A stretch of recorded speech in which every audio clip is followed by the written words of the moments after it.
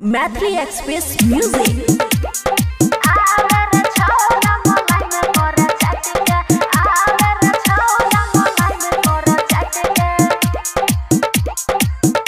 खुशी recording studio बलुआहा।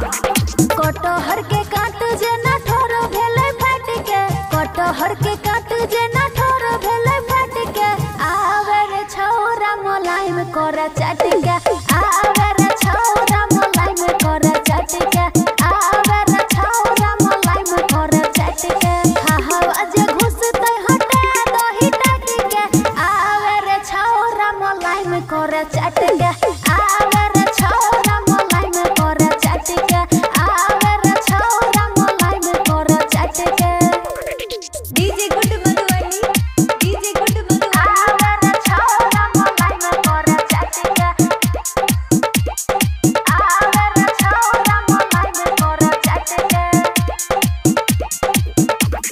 होय छै जब गरमी त बड़ी छनछनाबै, एको पल के दूरी न हमारा सहाबै, एको पल के दूरी न हमारा सहाबै। होय छै जब गरमी त बड़ी छनछनाबै, एको पल के दूरी न हमारा सहाबै।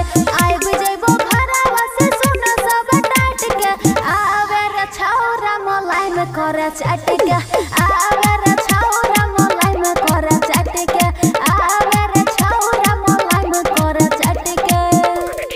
डीजे गुड मधुबनी, आवे रे छौरा मोलाइम कर चाट के,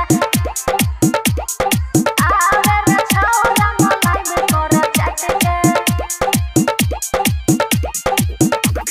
छौरा यो मन बुझे मनावा के बतिया, कट जा छै दिन पर कट नय रतिया, कट जा छै दिन पर कट नय रतिया। छौरा यो मन बुझे मनावा के बतिया, कट जा छै दिन पर कट नय रतिया।